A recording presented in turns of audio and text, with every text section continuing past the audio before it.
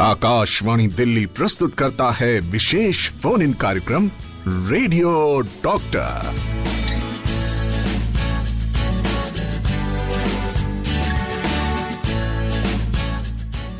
और radio doctor लेकर हाजिर हूं मैं, आपकी होस्ट एंड दोस्त राजश्री त्रिवेदी। आज का जो विषय है वो है osteoarthritis, causes and management. Osteoarthritis कारण और प्रबंधन, और हमारे एक्सपर्ट हैं orthopaedic surgeon doctor OP Meena, Atal Bihari Vajpayee institute of medical science और डॉक्टर राम मनोहर लोहिया अस्पताल के। आपका बहुत बहुत स्वागत है डॉक्टर। बहुत भाग भाग कर आए। काफी ट्रैफिक था जी, ट्रैफिक बहुत है, कई जगहों पे पानी भर गया है, बहुत तरह की परेशानियां इन दिनों दिख रही हैं। और अक्सर जब इस तरह की चीजें होती हैं तो उसके बाद एक तरह की बीमारी भी फैल जाती है। तो आप डॉक्टर्स को ठीक रहने की बहुत जरूरत है ना? बिल्कुल सही कहा। और हमसे जुड़ने के लिए आप फोन नंबर्स नोट कर लें दोस्तों, आपको याद भी हो चुका होगा। 01123421084 और 23421080 और 9868107070 इस पे आप हमें मैसेज कर सकते हैं या फिर हमें टेलीफोन करके बात भी कर सकते हैं। फोन नंबर्स हमने आपको बता दिए हैं। एक बार फिर आपको बता दूं, आज का विषय ऑस्टियोआर्थराइटिस कारण और प्रबंधन। एक्सपर्ट है डॉक्टर ओपी मीना। एक बार फिर आपको बता दूं, हमारा आज का विषय है ऑस्टियोआर्थराइटिस कारण और प्रबंधन, कॉजेज एंड मैनेजमेंट। और हमारे एक्सपर्ट हैं doctor OP Meena, orthopaedic surgeon है ABVIMS एंड RML हॉस्पिटल में। हमसे जुड़ने के लिए 23421080 और 23421084 पर आप फोन कर सकते हैं, मैसेज भेज सकते हैं 9868107070 पर। डॉक्टर साहब, सबसे पहले तो ये जानना जरूरी है कि आर्थराइटिस तो हम सुनते रहे हैं, लेकिन ऑस्टियोआर्थराइटिस क्या है ये जानना चाहते हैं। बेसिकली ऑस्टियोआर्थराइटिस मींस कि जो आपकी कार्टिलेज जब डैमेज होने लगती है और उसके कार्टिलेज डैमेज होने के साथ साथ फिर नीचे की एक्स्ट्रा बोन बनने लगती है, जैसे हड्डियों का बढ़ना, जिसमें जॉइंट स्पेस डिक्रीज हो जाता है। और उसमें जब आप घुटने को मोड़ते हो या कोई जॉइंट्स को मोड़ते हो तो उसमें पूरी मूवमेंट में उसमें पेन होता है। और इसको एक डिजेनरेशन प्रोसेस भी बोलते हैं। और डीजेनरेशन प्रोसेस, हाँ, जैसे एजिंग के साथ आपकी जो कार्टिलेज डैमेज होती है, जो लचीलापन जॉइंट का अंदर से डैमेज होने लगता है, यानी कि एज रिलेटेड प्रॉब्लम है। लेकिन और कारणों से भी ये होती है, जैसे चोट लगने से वो जल्दी बढ़ जाती है। अच्छा। या कोई आपका जॉइंट की शेप सही ना होना, जॉइंट में बहुत सारे चेंजेस होना, उन कारणों से भी ये पर मोस्टली ये एज रिलेटेड होती है, ओल्ड एज में होती है। हमारे एक लिसनर का फोन आया है डॉक्टर साहब, तो हम उनसे बात कर लेते हैं। हेलो जी, अपना नाम बताएं। जी मैम, नमस्ते। नमस्ते मैम, मैं विपिन बात कर रहा हूँ, विपिन गुप्ता फ्रॉम अयोध्या। जी विपिन, क्या सवाल है आपका? सवाल ये है मैम कि मैं एक स्टूडेंट हूँ, जिससे कि कंटिन्यू मुझे बैठना रहता है कि लगभग 6 आवर्स में कंटिन्यू बैठ सकता हूँ, मुझे कुछ नहीं होता। मेरे पीछे कमर में दर्द होता है और सबसे ज्यादा जो मुझे प्रॉब्लम फेस करनी पड़ती है वो हील में होती है। हील में पेन क्यों होता है ये मुझे जानना है। अच्छा, आप ये बताइए कि आप कितनी देर तक लगातार बैठे रहते हैं?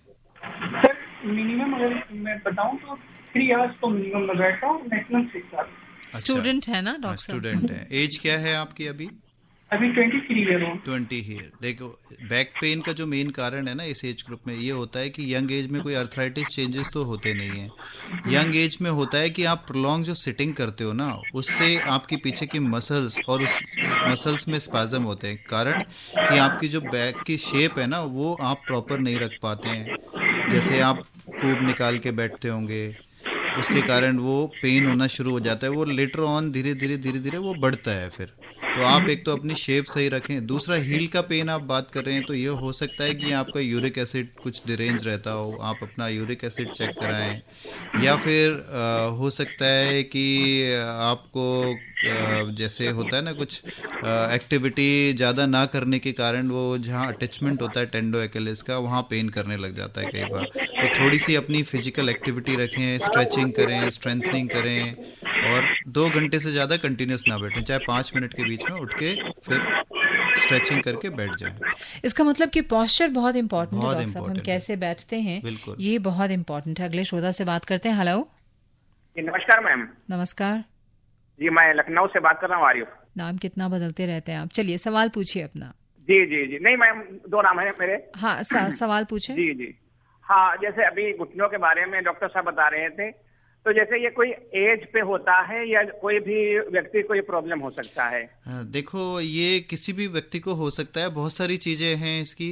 कुछ लोकल फैक्टर्स होते हैं, कुछ सिस्टमिक फैक्टर्स होते हैं। जैसे कि एज वालों में तो डेफिनेटली होता है। 55 के ऊपर 80% लोगों को किसी न किसी जॉइंट की ऑस्टियोआर्थराइटिस होती है। बट एज से पहले भी हो जाती है। जैसे आपके घुटने में चोट लगी, चोट लगने से आपके फ्रैक्चर हो गया, फ्रैक्चर के साथ कार्टिलेज भी डैमेज हुई, तो अगर ऐसे केसेस में आपका फ्रैक्चर जुड़ गया, सब कुछ ठीक हो गया, लेकिन वो जो जॉइंट में चोट लगी ना, उसके कारण जो चीज़ आपकी 60 साल के बाद होनी चाहिए थी, तो उस जॉइंट में आपकी 40-50 के बाद ही शुरू हो जाएगी। तो वो अर्थराइटिस जल्दी डेवलप करती है अगर चोट लगती है तो। या कुछ जॉइंट्स में डिफॉर्मिटीज़ होती हैं, तो आपके चलने में आपको टेढ़ा चलना पड़ता है, तो उसमें जो एबनॉर्मल फोर्सेस जाती हैं उसकी वजह से कार्टिलेज डैमेज ज़्यादा होती है।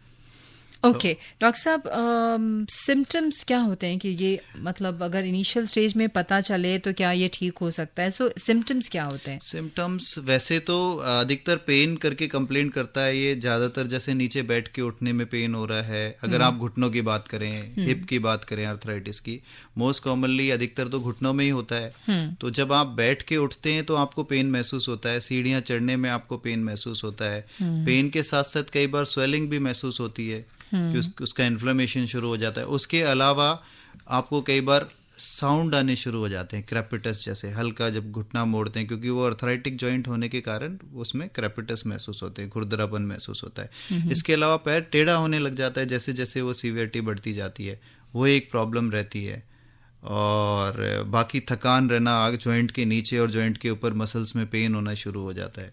तो ये कॉमन कंप्लेंट्स होती हैं। बाकी चेक करने पे वो एरिया टेंडरनेस महसूस होती है, दर्द महसूस होता है वहाँ पर। ओके डॉक्टर साहब, ये जो उंगलियों के हड्डियों में जो दर्द होता है, या कई बार हमने सुना है यहाँ पर या ये हाथ में यहाँ पे, तो ये भी क्या ऑस्टियोआर्थराइटिस ही हो है या सकता कुछ है? और है? एक प्राइमरी ऑस्टियोआर्थराइटिस होती है। कई लोगों में जेनेटिक प्रिडिस्पोजिशन होता है, तो 30% जेनेटिक प्रिडिस्पोजिशन होता है बहुत सी फैमिलीज के अंदर जिनको हाथों की अर्थराइटिस होती है, ऑस्टियोआर्थराइटिस जिसे कहते हैं। हाथों में वैसे आपको और अर्थराइटिस भी होती हैं, जैसे स्टिफनेस वाली अर्थराइटिस, रोमेटॉइड अर्थराइटिस, या उससे रिलेटेड बहुत सारी सोरियोटिक अर्थराइटिस और भी होती हैं। पर ऑस्टियोआर्थराइटिस अधिकतर ये आपके जॉइंट्स के लास्ट वाला हिस्से को, जॉइंट को, और उससे जस्ट पहले वाले को और अंगूठे के बेस को प्राइमरी ऑस्टियोआर्थराइटिस होती है।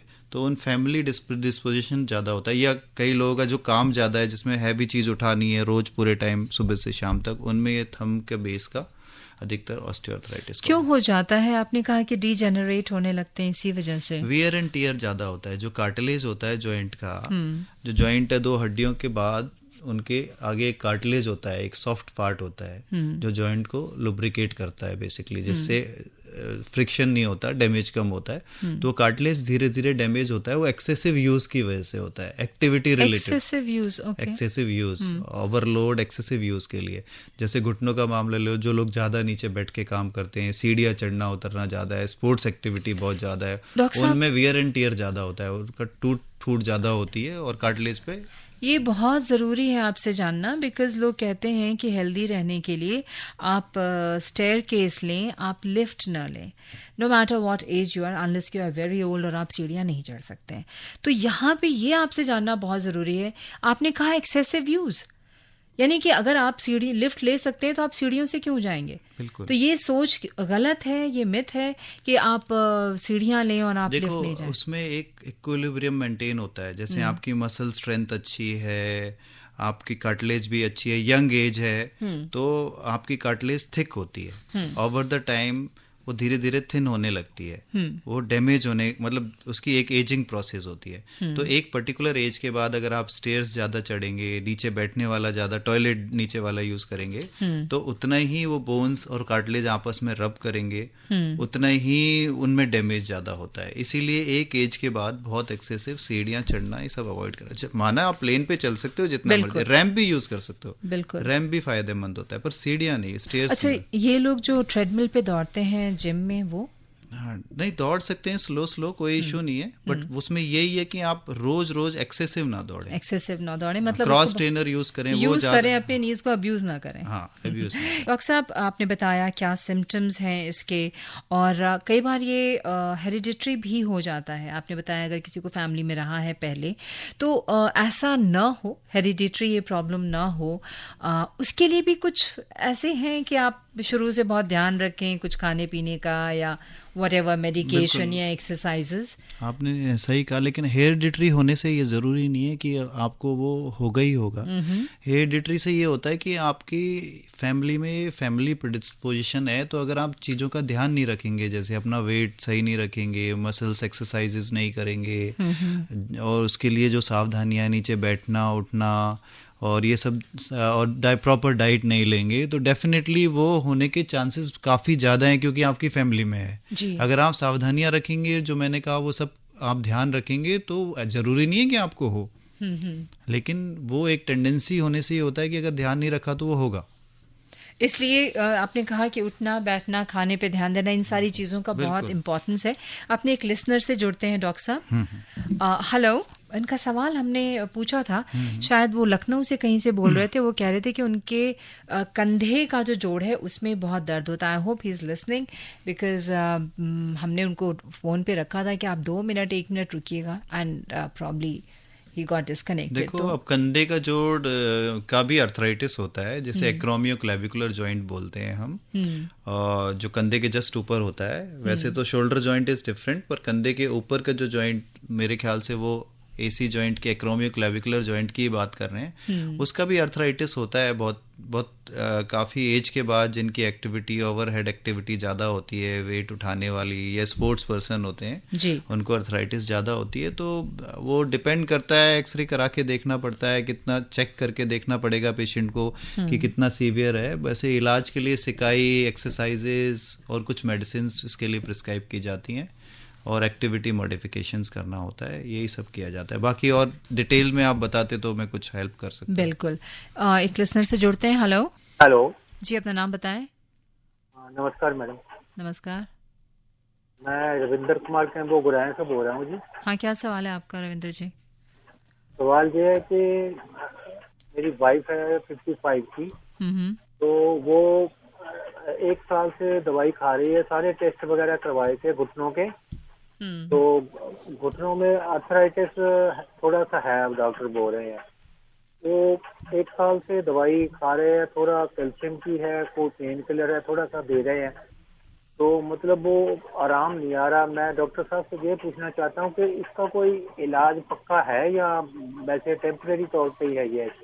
देखो, ऑस्टियोआर्थराइटिस में 90%, 80 to 90% तो जो आप मॉडिफिकेशंस करते हैं, जो आपको सावधानियां बोली जाती हैं कि नीचे बैठना उठना कम करें, टॉयलेट ऊपर वाला यूज़ करें, घुटनों की एक्सरसाइज करें, मसल्स की स्ट्रेंथ बढ़ाएं, स्टेयर्स कम चढ़ें, और भी सावधानियां, खाने पे ध्यान दें, कैल्शियम इंटेक अच्छा लें, विटामिन डी लें, विटामिन सी लें, और अपना पोस्चर सही रखें, ये सारी चीज़ें आपको बोली हैं। लेकिन हम लोग इन चीज़ों पे ध्यान ना देके सिर्फ दवाइयों पे ध्यान देते हैं। दवाइयाँ कोई भी ऐसी ज़्यादा इफ़ेक्टिव नहीं है ऑस्टियोआर्थराइटिस के लिए। जो कमी के लिए आप मेडिसिन दे सकते हैं, लेकिन यह है कि आप प्रॉपर सावधानियों जो बताई हैं उनका ध्यान रखें, एक्सरसाइजेस पे ध्यान रखें, तो उससे उसकी सीवियरिटी और नहीं बढ़ेगी और पेन भी कंट्रोल रहेगा। आप समझ गए कि सिर्फ दवाइयाँ ही फ़ायदा नहीं करेंगी, बल्कि जो एक्सरसाइजेस वगैरह बताए जा रहे हैं उनका बहुत इम्पोर्टेंस है आपके जॉइंट पेन्स को ठीक करने में। हेलो जी, अपना नाम बताएं। नमस्कार मैम, गुरविंदर सिंह चट्ठा बोल रहा हूँ जी। बताएं क्या सवाल है आपका? डॉक्टर साहब को भी नमस्कार। नमस्कार डॉक्टर साहब, ये आर्थराइटिस जो है कूलों, हाथों, घुटनों, रीढ़ की हड्डी के अलावा और कौन कौन से जॉइंट्स पे हो जाता है, और इसका इलाज परमानेंट होता है या जो कुछ नुकसान हो गया उसको रिकवर नहीं किया जा सकता? दूसरा, नी ट्रांसप्लांट रिकमेंड करते हैं, तो वो भी क्या इसकी वजह से होता है? हाँ, देखो, जॉइंट्स तो बहुत सारे जॉइंट्स हैं जिसमें ऑस्टियोआर्थराइटिस होता है। तो कॉमन जॉइंट्स हमारे नी है, हिप है, स्पाइन में होता है, इसके अलावा एंकल जॉइंट्स में भी होता है, और हाथों के जॉइंट्स हैं, इनमें भी, फिंगर्स में भी होता है, थंब में होता है ऑस्टियोआर्थराइटिस। और जो आपने कहा कि नी रिप्लेसमेंट की बात करी, तो जब सीवियरिटी बहुत बढ़ जाती है, कि हम उसकी हायर ग्रेड हो गई है, इतना ज़्यादा डैमेज हो गया है कि डिफॉर्मिटी आ गई है, पैर भी टेढ़ा होने लगा है और बहुत सीवियर मतलब कार्टिलेज का एक्सट्रीम तक वो डैमेज हो जाए, तो फिर उसे दवाइयों से और सावधानियों से भी हम नहीं ठीक कर सकते, तब रिप्लेसमेंट कराना पड़ता है। और जब रिप्लेसमेंट कराने की ज़रूरत पड़ती है तो फिर उसमें तो कोई चॉइस नहीं होती डॉक्टर साहब? नहीं, चॉइस नहीं होती। एक मैसेज आया हुआ है चाणक्य चौक गाजियाबाद से मनोहरलाल गांधी जी का। पूछते हैं कि जॉइंट में पेन, हड्डी का बढ़ना जैसी प्रॉब्लम में हम रेगुलर एक्सरसाइज करते हैं और लगातार करते रहते हैं मगर फ़र्क नहीं पड़ता। ऐसे में एक्सरसाइज करते रहें या एक्सरसाइज बंद कर दें? और इस प्रॉब्लम में कहते हैं कि चिकन और मछली का सेवन करें। क्या इन चीज़ों का सेवन करने से जॉइंट पेन और मसल्स में ताकत मिलती है? जो आप कहना चाह रहे हैं, चिकन और फिश की बात कर रहे हैं, तो डेफिनेटली आप यूरिक एसिड के बढ़ने के बारे में बात कर रहे हैं। गाउट जिसे हम कहते हैं, उसमें आपका यूरिक एसिड इंक्रीज करता है, जिसके कारण जॉइंट्स में अर्थराइटिस होता है, उसमें जॉइंट में डैमेज भी करता है वो, और वो बहुत पेनफुल होता है। तो आप एक्सरसाइज करने से डेफिनेटली यूरिक एसिड आपका कंट्रोल्ड होता है, पानी ज़्यादा पीने से यूरिक एसिड कंट्रोल होता है, विटामिन सी लोगे उससे काफ़ी हेल्प होता है। और लेकिन यह है कि आपको रेड मीट अवॉइड करना होता है, तो इसीलिए चिकन और फिश खाने के लिए कहते हैं, क्योंकि वो वाइट मीट होता है अगर नॉन वेज हो तो, और वेज में थोड़ा प्रोटीन कम करने के लिए बोला जाता है। तो हाँ, वो आप थोड़ा स्पेसिफिकली मुझे बताएंगे सीवियरिटी कितनी है, तो मैं उसमें ज़्यादा हेल्प कर सकेंगे। HCQ इन गाउट ये क्या है, पूछा अनूप कुमार ने रांची से। HCQ एक मेडिसिन होती है जो कि इन्फ्लेमेटरी अर्थराइटिस में दी जाती है, रोमेटॉइड में देते हैं। कोई भी ऐसी डिजीज जिसमें सुबह अकड़न बढ़ जाना, दर्द बढ़ जाना, उन सब में HCQ डिजीज़ मॉडिफाइंग ड्रग्स में आता है, तो उसमें ये मेडिसिन दी जाती हैं। तो गाउट में यूजुअली ये मेडिसिन हम नहीं शुरू करते हैं। गाउट के लिए यूरिक एसिड कम करने की मेडिसिन दी जाती हैं, जिसमें फेबेक्सोस्टेट होता है या जैलोरिक, जैसे एलोपेरेनॉल टैबलेट्स होती हैं, वो सब दी जाती हैं। बट उससे पहले नॉन फार्मेकोलॉजिकली यूरिक एसिड कम करने के लिए सावधानी रखनी पड़ती है। पानी ज़्यादा पीना, जैसे कि मैंने अभी थोड़ी देर पहले बताया, और कुछ भी ऐसी चीज़ ना खाओ जिसमें यूरिक एसिड बढ़ती है। बहुत सी वेजिटेबल्स होते हैं, नॉन वेज में रेड मीट होती है जो यूरिक एसिड कम करता है, यूरिक एसिड जिसमें ज़्यादा होता है रेड मीट के अंदर, तो वो सब चीज़ें ना लें। एक्सरसाइज करें, पानी ज़्यादा पिएं, तो वो सब चीज़ें लेने से भी कंट्रोल्ड होता है। अगर उसके बाद भी रहेगा तो मेडिसिन डॉक्टर देखिए। हाँ, OPS तोमर दिल्ली से लिखते हैं कि 64 इयर्स है इनकी उम्र, और after sitting only for 15 minutes when I stand up I feel pain in my waist and knees, what should I do? हाँ, 65 की एज है तो डेफिनेटली आपको ऑस्टियोआर्थराइटिस नी में भी नी है, और साथ में लंबर स्पॉन्डिलोसिस है, जो कि बैक का ऑस्टियोआर्थराइटिस वाले चेंजेस होते हैं, तो वो है। तो सडन उठने पे वो बैक पेन और घुटनों में पेन हो सकता है, तो आप थोड़ा हाई चेयर यूज़ करें विद आर्म रेस्ट, ताकि उठना आसान रहे। लोअर बैक एक्सरसाइजेस करें, घुटनों की रेगुलर एक्सरसाइजेस करें, स्टेयर्स वगैरह अवॉइड करें, और कुछ मेडिसिन हैं वो आप शुरू कर सकते हैं डॉक्टर से मिलकर। बहुत लंबे समय तक अगर ऑस्टियोआर्थराइटिस है डॉक्टर साहब, तो कुछ अदर भी कॉम्प्लिकेशंस हो सकते हैं? बहुत लंबे समय तक ऑस्टियोआर्थराइटिस है तो फिर वो उसकी सीवियरिटी बढ़ती जाती है, वो और ज़्यादा मतलब बेसिकली बिगड़ता जाता है, जिसके कारण फिर आपके जॉइंट टेढ़े होने लग जाते हैं, मसल्स में पेन बढ़ जाता है, आपकी एक्टिविटी जो है वो कंप्रोमाइज्ड हो जाती है, आपका घूमना फिरना रुक जाता है, और डेफिनेटली उससे आपकी ओवरऑल एक्टिविटी ही कम हो जाएगी, लंग कैपेसिटी कम हो जाएगी, आपकी थकान और कैपेसिटी कम हो जाएगी। बिकॉज आप जब चलोगे ही नहीं, एक जगह बैठे रहोगे, तो डेफिनेटली आपकी बोन्स वीक होने लग जाएंगी, क्योंकि सारा एक्टिविटी से रिलेटेड है, तो वो सब चीज़ें हो सकती हैं। यानी कि बहुत ध्यान देने की ज़रूरत है। अगर है आपको तो आप इसको बहुत सीरियसली लें, और जैसा यहाँ पे आप बता रहे हैं उस तरह से उन चीज़ों पे काम करने की ज़रूरत है। संजय देहरादून से लिखकर भेजते हैं कि मेरी उम्र सिर्फ 49 है, मुझे नीचे बैठ के उठने में, कमर और पैरों में, पिंडलियों में बहुत दर्द होता है। दूसरा, चेयर में हाफ एन आवर या 1 आवर बैठने में उठने पर पैरों में जलन और बहुत दर्द होता है। हाँ, देखो ये हो सकता है कि 49 एज बताया ना जी, 49 is too young for that matter. As basically early arthritis changes आ सकते हैं 49 की एज में, अगर आपकी एक्टिविटी वगैरह इस तरह की रही है जिसमें नीचे बैठना उठना ज़्यादा है, तो उसमें ऐसा हो सकता है। और हो सकता है आपको विटामिन डी, कैल्शियम की कमी भी हो, जिसकी वजह से वो पेन रहता हो, हो सकता है आपका प्रॉपर मसल्स की स्ट्रेचिंग और स्ट्रेंथनिंग ना करने से भी काफ वगैरह में पेन रहता है। और जो आप पैरों में जलन के लिए बता रहे हैं, तो और कुछ विटामिन्स की कमी की वजह से भी ऐसा होता है। फुटवेयर अच्छा पहने जो सॉफ्ट हो, जिसके सोल वगैरह वो सब लें, एक्सरसाइजेज रेगुलर करें, मल्टी। और डॉक्टर साहब एक लिसनर से बात कर लें। हेलो। हेलो जी, अपना नाम बताएं। मेरा नाम भरत शर्मा है जी। जी भरत शर्मा जी, कहाँ से बोल रहे हैं? जी यमुनानगर से जी। जी, क्या सवाल है? मैडम ये सुबह ना जी, जैसे सुबह सुबह का टाइम होता है, सोए होते हैं, तो ये जो लेफ्ट साइड है ना जी, ये सुन्न हो जाती है। जैसे हल्की हल्की ठंड सुबह के टाइम आजकल पड़ रही है, तो ये सुन्न हो जाती है बाजू।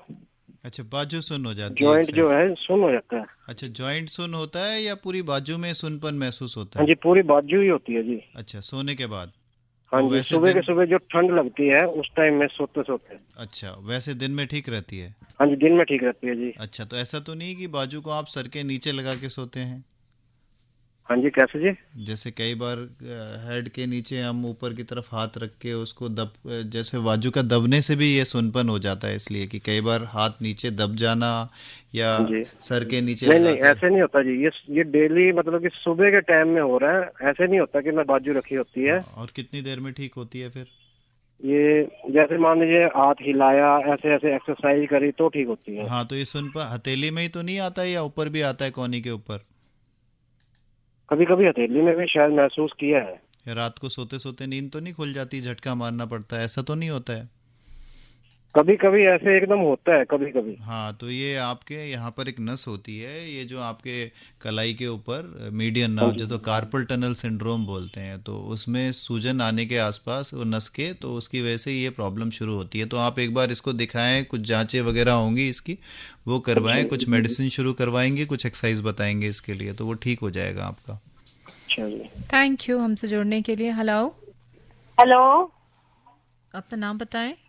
मेरा नाम मधु गुप्ता है। मैं 55 ईयर्स की हूँ।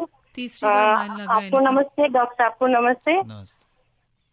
डॉक्टर साहब, मेरे ना विटामिन डी भी ठीक आता है और ऑस्टियोपोरोसिस कुछ भी नहीं है। ऑस्टियोपीनिया आया था रिपोर्ट में, बट मेरे ना नीज के और नीचे एंकल के बीच में जो काफ होता है ना, तो खड़े होकर के दोनों के बीच में मेरे को गैप ज्यादा नजर आने लगा है पहले की अपेक्षा। गैप ज्यादा नजर आने लगा है?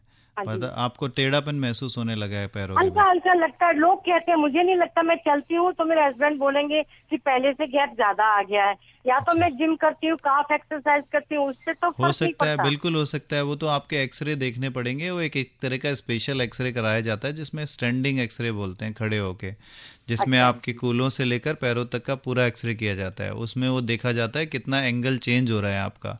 कई बार घुटनों के ना अंदर वाले हिस्से की आर्थराइटिस होती है, ऑस्टियोआर्थराइटिस, तो उधर का गैप कम होने लगता है, जिससे पैर टेढ़ा होने लग जाता है एक एज के बाद। तो वो भी हो सकता है। तो इनको एक्सरे करा कर देखने कुछ एक्सरे करा कर वो जांच करा के देखना पड़ेगा। थैंक यू हमसे जुड़ने के लिए। हेलो। हेलो जी, मैडम जी को नमस्कार। डॉक्टर साहब को नमस्कार। हाँ बोलिए। रघुविंदर सिंह बोल रहा हूँ। डॉक्टर साहब, अक्सर मैं देखता हूँ कि कुछ लोग बिजनेस के सिलसिले में या ऑफिस जाने के सिलसिले में लॉन्ग ड्राइव करते हैं, जैसे दिल्ली टू नोएडा, दिल्ली टू गुरुग्राम। तो वो ड्राइविंग जब करते हैं 2 व्हीलर और 4 व्हीलर का यूज करते हैं। तो इसको भी करने से ऑस्टियोआर्थराइटिस की प्रॉब्लम हो सकती है। नंबर 2, जिन लोगों को शुगर होती है उनको भी ये ज्यादा प्रॉब्लम होती है, कृपया बताने का कष्ट करें। हाँ, देखो ऑस्टियोआर्थराइटिस हो सकती है जो प्रोलॉन्ग सिटिंग करते हैं उनमें। जैसे आपकी कार की चेयर काफ़ी नीची होती है, तो अगर आप एक ही पोजीशन में किसी जॉइंट को ज़्यादा देर रखोगे तो डेफिनेटली आर्थराइटिस होने के चांसेस बढ़ेंगे। उसकी मसल्स में पेन होने लग जाएगा, और जो कटोरी होती है, जो पेटलोफिमोरल आर्थराइटिस है, वो होने के चांसेस बढ़ जाते हैं। बाइक में चलाने से यूजली घुटनों की आर्थराइटिस का तो चांसेस कम होते हैं, पर बैक में आर्थराइटिस होने के चांसेस बढ़ते हैं। लोगों को जो डिस्क प्रॉब्लम होने लग जाती हैं, लंबर स्पॉन्डिलोसिस, क्योंकि वो प्रॉपर तरीके से बैठ नहीं पाते, झटके लगते हैं बार बार, उसके अंदर पोस्चर रॉन्ग रहता है, तो वो उनमें वो प्रॉब्लम्स लंबर स्पॉन्डिलोसिस वाली डेवलप करती हैं ओवर द टाइम, जल्दी नहीं, बहुत सालों के बाद। डॉक्टर साहब, बिहार से इमरान ने पूछा है सीतामढ़ी से कि डॉक्टर साहब, जब मैं सीढ़ियाँ चढ़ते वक्त मैं पैरों की हड्डी में टक टक की आवाज़ आती है, इसके लिए क्या क्या करना चाहिए? देखो, जॉइंट में आवाज़ आना कोई ऐसी बुरी बात नहीं है। आवाज़ तो किसी को भी आ सकती है जॉइंट में। अगर जॉइंट में आवाज़ के साथ साथ आपको दर्द रहना और उसके अंदर आपको सूजन आना, उस तरह की प्रॉब्लम्स हैं, तो वो फिर एक ऐसा मैटर है जो आपको डॉक्टर को दिखाना चाहिए, एक्सरेज वगैरह कराने चाहिए और उनको चेकअप कराना चाहिए। प्रवीण ने दिल्ली से लिखा है कि मेरी उम्र 67 साल है। परेशानी ये है कि मेरे सीधे हाथ की मात्र बीच की एक उंगली में हमेशा दर्द रहता है, तो क्या ये कोई आर्थराइटिस की शुरुआत है? एंड मोर ओवर कभी कभी सोने से उठने के बाद सोकर जब उठता हूँ तो पैर एकदम सो जाता है और समय लगता है ठीक होने में। क्या ये कारण है? देखो, अब वो आपने अच्छे से ड्यूरेशन नहीं बताया है, कितने ड्यूरेशन से आपको ये प्रॉब्लम रहती है, और सुबह कोई मॉर्निंग में स्टिफनेस तो नहीं रहती है, कितनी देर अकड़न रहती है, चलाने से वो ठीक हो जाती है नहीं होती, वो सब भी नहीं लिखा है। थोड़ा सा आप उसको स्पेसिफाई करेंगे तो हम अच्छे से बता पाएंगे। दूसरा, सुनपन की आपने पैर में सुन की बात करी, तो हो सकता है विटामिन डेफिशिएंसीज हो, तो वो आप कुछ विटामिन B12 और वो मेडिसिन लेने के बाद इम्प्रूव हो जाए। उसको एक बार चेक भी करना पड़ेगा, तभी बता पाएंगे। हेलो जी, कौन बोल रहे हैं? नमस्कार जी। नमस्कार जी। सदाशिव पालकर, महाराष्ट्र, नवी मुंबई जी। क्या सवाल है आपका? डॉक्टर साहब को भी नमस्कार। नमस्कार जी। नमस्कार डॉक्टर साहब, मेरे 2 सवाल है जी। सवाल नंबर 1 है कि मेरा भाई छोटा, उसका एक्सीडेंट हुआ था जी। हेलो? हाँ, सुन रहे हैं डॉक्टर, आप बताएं। हाँ, उनका एक्सीडेंट हुआ था जी। तो वो बीच के कंबर के नीचे गोल कंडा था, वो पूरा चूर गया था, उसमें नया डाल दिया है। क्या बताया? दोबारा बताइए। हाँ जी, वो कंबर के, वो हमारा ऊपर का और नीचे पाव का हिस्सा जो होता है ना, बीच में कंबर के पास। अच्छा, कमर के पास पाव। हाँ, आप तो हिप जॉइंट की बात कर रहे हैं क्या? हाँ जी। कूल्हे की बात कर रहे हैं? हाँ, ठीक है जी। तो पूरा नया डाल दिया है जी, वो पहला था वो पूरा क्रैश हुआ था, तो रिप्लेसमेंट में नया डाल दिया है। जी। अभी वो फिलहाल तो अच्छा है, चलता फिरता है, घूमता है फिरता है, चलता है, वो सब बराबर है, ठीक है जी। तो उसको कोई दिक्कत तो नहीं आएगी? नहीं, देखो उनकी उम्र कितनी है? उम्र उसके अभी 52। तो आपको उन्होंने, डॉक्टर साहब ने बताया है कि टोटल हिप रिप्लेसमेंट किया? टोटल? हाँ जी। हाँ, टोटल अगर किया है तो देखो 20-25 साल तक कोई दिक्कत नहीं आती उसमें। बस नीचे बैठने उठने का ध्यान रखना है आपको कि ज्यादा नीचे ना बैठें, एक्सरसाइजेज रेगुलर करें और हल्का फुल्का काम करें चलने फिरने का, तो उसकी लाइफ 25 कई बार 30 साल तक भी रहती है। थैंक यू हमसे जुड़ने के लिए। हेलो। नमस्ते मैडम। नमस्ते। हाँ, सवाल पूछे अपना। मैडम, मुझे सरदर्द की प्रॉब्लम कुछ ज्यादा रहती है, डॉक्टर साहब से पूछना तो ये तो गैस रहता। सॉरी, इनका डिस्कनेक्ट हो गया। सरदर्द की प्रॉब्लम पूछ रहे थे, गैस की वजह से है या क्या? दूसरा, उसका आर्थराइटिस से कोई लेना देना नहीं। हेलो। नमस्ते मैम। हाँ, नमस्ते। आपकी आवाज बहुत कम आ रही है। आपको भी नमस्ते। नमस्ते आपको भी। मेरे पैर के घुटने में बहुत दर्द है। 4 साल से घुटने में दर्द है, ये कह रही हैं? जी। क्या उम्र है आपकी? 65 जी। 4 साल से घुटने में दर्द है। तो दर्द आपको पूरे टाइम रहता है या फिर मतलब सुबह के टाइम या शाम के टाइम? सुबह को उठते हैं, ये घुटना सीधा नहीं होता है, बाथरूम की बड़ी समस्या है। अच्छा, नीचे बैठ के उठने में? अच्छा, बैठ के उठने में भी दर्द। तो आपको ऑस्टियोआर्थराइटिस है, जैसा कि आपकी एज के हिसाब से भी देखा जाए और आपकी जो आप कंप्लेंट्स बता रही हैं तो ऑस्टियोआर्थराइटिस ही है। तो उसमें यही ध्यान रखें, सिकाई करें हर 6 घंटे 8 घंटे में गर्म पानी से बोतल में डाल के, और जेल लगाएं और धीरे धीरे कुछ एक्सरसाइजेज वगैरह करें, और बाकी डॉक्टर को दिखाएं, एक्सरेज वगैरह करके उसमें पता चल पाएगा कि कितनी सीवियरिटी है उसकी, कितना ज़्यादा बढ़ चुका है, उस हिसाब से उसका इलाज। और जो प्रोग्राम आप सुन रहे हैं रेडियो डॉक्टर, इसके फीडबैक के लिए आप हमें मेल कर सकते हैं। कार्यक्रम से संबंधित किसी भी सुझाव या फीडबैक के लिए health@air.delhi@gmail.com पर अपने सुझाव या शिकायत जो चाहें लिख सकते हैं। चलिए डॉक्टर साहब, हम अपने अगले लिसनर से बात करते हैं। हेलो जी, अपना नाम बताएं। जी डॉक्टर साहब नमस्ते, मजहर बोल रहा हूँ दिल्ली से। जी बोलिए। ठीक है डॉक्टर साहब, आवाज आ रही है? हाँ, आ रही है, आप बोलिए। डॉक्टर साहब, मैं बता रहा हूँ कि मेरे राइट नी के अंदर दर्द होता है, लेकिन इस दर्द की जो प्रॉब्लम ज्यादा है वो मुझे रात में ज्यादा महसूस होती है जब मैं सोता हूँ। दिन में मुझे इतनी ज्यादा तकलीफ नहीं होती। अच्छा। तो अब मैंने कई डॉक्टर को दिखाया, किसी ने ऑस्टियो आर्थराइटिस बताया, किसी ने ऑस्टियोपोरोसिस बताया, कोई से डिजेनरेटिव कहता है। तो अगर मैं कोई देसी दवा खाता हूँ उससे तो कोई फायदा नहीं होता, लेकिन अगर एलोपैथिक कोई भी मेडिसिन ले लेता हूँ मुझे उससे फायदा हो जाता है, लेकिन वो 4 to 5 आवर तक फायदा रहता है, उसके बाद वो तकलीफ फिर हो जाती है। हाँ, तो वो लेकिन आप कह रहे हैं कि रात में ही होती है, लेकिन मेरा कहने का मकसद ये है क्या ये दवाई हमें कब तक खानी है, या हम इसे बीच में खा के ठीक भी हो सकते हैं, लेकिन दर्द मेरा रात में। मुझे ये बताइए कि रात के टाइम दर्द होता है, दिन में नीचे बैठ के उठने में दर्द होता है, सीढ़ियाँ चढ़ने में दर्द होता है? जी ऐसा है, लेकिन सीढ़ियों में नहीं होता, लेकिन बैठ के उठने में थोड़ा होता है ना। तो वो अर्ली चेंजेस हैं ऑस्टियोआर्थराइटिस के, शुरुआती जो जोड़ों की तकलीफ शुरू होती है ना, उसके दर्द ऐसे ही होते हैं। जब नीचे बैठ के उठना, जब ज्यादा स्टेयर्स चढ़ लेते हैं तो पेन होना शुरू हो जाता है, या लो फ्लोर पे आप बैठते हैं टॉयलेट वगैरह में उठने में तो वो दर्द होता है। तो उसके लिए कुछ नहीं, आप एक तो सावधानियां रखिए, जितना हो सके नीचे बैठने की आदत कम करिए, टॉयलेट वेस्टर्न वाला यूज करिए, और घुटनों की एक्सरसाइजेस करिए रेगुलरली। कुछ कैल्शियम या विटामिन डी ये मेडिसिन लीजिए ताकि आपको कुछ कमी है वो पूरी हो जाए, और आप थोड़ा हताश नहीं हुई, थोड़ा सा एक्सरसाइजेस रेगुलर करिए, सिकाई रेगुलर करिए, थोड़े दिनों में वो डेफिनेटली आपका इम्प्रूव हो जाएगा। नहीं तो ऐसा है कि मैंने हताश की बात नहीं, मैं तो खुद इस प्रोफेशन में भी हूँ, यूनानी से मैं जुड़ा हुआ हूँ। हाँ। मैंने मेडिसिन भी लेता हूँ, लेकिन मेरा सवाल यही था ना कि हम 4 to 5 और काम करती दवा उससे बिल्कुल हम ठीक हो जाते हैं। तो दवा का तो मैं आपको बता रहा हूँ कि दवा का एक टाइम पीरियड होता है ना 6 से 8 घंटे का, उसके बाद वो उसका इफेक्ट खत्म हो जाता है, तो आप फिर से ले लेते हो। तो वो तो दवा का तो आप दबा रहे हो ना, बेसिकली बीमारी तो नहीं खत्म हो रही ना आपकी उससे। तो इसलिए एक्सरसाइजेस वगैरह जो बताया आपने वो करना बहुत ज़रूरी है। डॉक्टर साहब ये जानना बहुत ज़रूरी है कि इस तरह की जो परेशानियां हैं, हमने कहा था कि हम आपको कारण और प्रबंधन दोनों के बारे में बताएंगे। कारण तो बहुत डिस्कस हो गया, बहुत लगातार हमारे पास फ़ोन कॉल्स भी आ रहे हैं। इससे पहले कि किसी और से हम जुड़ें, प्रबंधन क्या है, कैसे इसको ठीक किया जाए, सर्जिकल और नॉन सर्जिकल? तो हम देखो, इसका एक पिरामिड होता है ट्रीटमेंट का। तो उसका पिरामिड शुरू होता है कि हम सबसे बेसिकली लाइफस्टाइल मॉडिफिकेशन, पेशेंट की एजुकेशन की, उसको समझे कि ये कारण क्या है, हमारा पोस्चर सही रखने का उनको समझाना होता है, अपना डाइट अच्छी रखें, खाने पीने का बॉडी वेट कम रखें।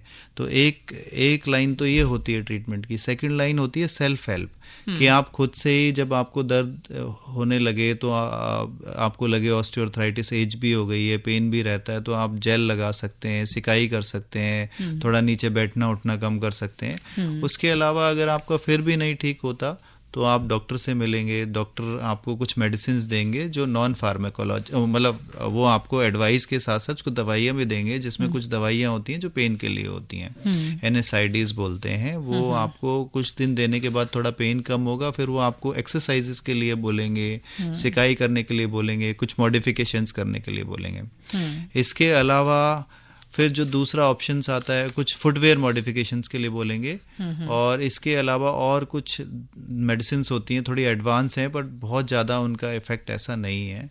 कुछ इंजेक्शंस भी आते हैं, जो महंगे वाले इंजेक्शंस की मैं बात नहीं कर रहा, जो इन्फ्लेमेशन ज़्यादा है तो steroid, local steroid injection joint में लगाने से उस टाइम वो स्वेलिंग शांत हो जाता है।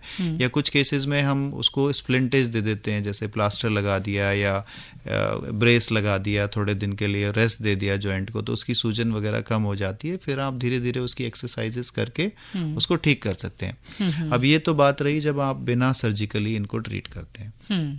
अब आप सर्जिकल की बात आ गई, जब आपकी आर्थराइटिस का लेवल एडवांस हो जाता है, जब वो बहुत ज़्यादा बिगड़ जाता है, जैसे कार्टिलेज बिल्कुल डैमेज हो गया, हड्डियाँ बढ़ गई हैं, तो उस केसेस में पैर भी टेढ़ा होने लगता है, आप 5 कदम नहीं चल पा रहे हैं, टॉयलेट तक नहीं जा पा रहे हैं, उन सीवियर केसेस में आपको ऑपरेशन कराना पड़ता है, जिसमें 2 तरह की सर्जरियाँ होती हैं। या तो आप हाफ रिप्लेसमेंट कराओ, जिसे हम बोलते हैं पार्शियल नी रिप्लेसमेंट। वो उन केसेस के लिए, क्योंकि हमारे नी में 3 तरह के कंपार्टमेंट्स होते हैं, मीडियल कंपार्टमेंट, लेटरल कंपार्टमेंट और पेटिलोफेमोरल आर्थराइटिस। तो अगर तीनों ही इन्वॉल्व है तो टोटल नी रिप्लेसमेंट्स करना पड़ता है। अगर सिर्फ मीडियल कंपार्टमेंट इन्वॉल्व है, उसमें पैर टेढ़ा भी होता है, तो उस शुरुआती दौर में वो पार्शियल नी रिप्लेसमेंट करने से, या कुछ ऑस्टियोटमी, पैर को सीधा करने वाली एक्सरसाइजेज होती हैं, वो सर्जरीज होती हैं, जिससे उसका टेढ़ापन ठीक हो जाता है। तो वो शुरुआती दौर में ही उसमें काफ़ी आराम मिल जाता है, जिससे लंबे समय तक आपको टोटल नी रिप्लेसमेंट की ज़रूरत नहीं पड़ती। तो नी रिप्लेसमेंट का फ़ायदा भी तभी होता है जब पेशेंट थोड़ा मोटिवेटेड हो, रिप्लेसमेंट के बाद एक्सरसाइजेस करे, बॉडी वेट मेंटेन करे, डाइट अच्छी अपनी प्रॉपर ले। और इनकस अगर ये सारी चीज़ें उन्होंने नहीं की तो क्या कॉम्प्लिकेशंस हो सकते हैं? कॉम्प्लिकेशन यही है कि अगर आप सिर्फ नी रिप्लेसमेंट कराते हैं, एक्सरसाइजेस नहीं करेंगे तो मसल्स वीक रहेंगी, तो आपको आपकी जो जॉइंट की लाइफ है वो कम रहेगी। नीचे बैठना उठना ज़्यादा करोगे तो डैमेज ज़्यादा होगा, डैमेज ज़्यादा होगा। तो आपको वो अच्छे जो आपकी जो एक्सपेक्टेशंस थी ऑपरेशन के बाद की, वो आपको नहीं मिल पाएंगी कि सिर्फ घुटना बदल गया तो मेरा सब काम हो गया, ऐसा नहीं होता। और फिर आप शिकायत करेंगे कि मैंने करवाया तो लेकिन मुझे फ़ायदा नहीं हुआ। एग्जैक्टली। यानी कि आपने ये कहा डॉक्टर साहब कि थोड़ा बहुत योग, एक्सरसाइज ये बहुत ज़रूरी है, अपने वेट का पूरा ख्याल रखें। बिल्कुल। और थोड़ी वॉक ज़रूरी है, अपने घुटनों को यूज़ करें, अब्यूज़ ना करें। फुटवेयर बहुत इंपॉर्टेंट है, आप किस तरह के जूते चप्पल पहन रहे हैं उसका ख्याल रखें। और इस तरह की चीज़ें मुझे लगता है कि पेन किलर्स जो लोग खाते हैं उसका भी बहुत लॉन्ग टर्म साइड इफेक्ट तो होता है। आप जेल लगा सकते हैं लोकली, उसके इतने साइड इफेक्ट नहीं होते, लेकिन मेडिसिन जो पेन की लोग सालों साल महीनों खाते हैं, किडनी डैमेज करता है, लिवर डैमेज करता है, तो वो भी ठीक नहीं है। तो आप जब आप सारी चीज़ें कंबाइन करते हो, एक्सरसाइज, सावधानियाँ, सिकाई, जेल, तो आपको उसका ओवरऑल बेनिफिट ज़्यादा मिलता है, ना कि आप सिर्फ मेडिसिन पे डिपेंडेंट होके उसका इफेक्ट आपको ज़्यादा मिलेगा, ऐसा नहीं होता। तो मेडिसिन से ज़्यादा अच्छा है कि आप अपना खान पान ठीक रखें और कुछ एक्सरसाइज वगैरह करें, जैसा डॉक्टर साहब ने बताया। Thank you so much doctor OP Meena studio में आने के लिए और हमें इन बातों की जानकारी देने के लिए। दोस्तों, हमारे साथ है doctor OP Meena, orthopaedic surgeon, RML और ABVIMS से। तो आज का ये प्रोग्राम अब संपन्न होता है। राजश्री को दीजिए इजाजत, नमस्कार। अभी आप आकाशवाणी दिल्ली से विशेष फोन इन कार्यक्रम रेडियो डॉक्टर सुन रहे थे। कार्यक्रम की प्रस्तुतकर्ता थी शालिनी मित्तल।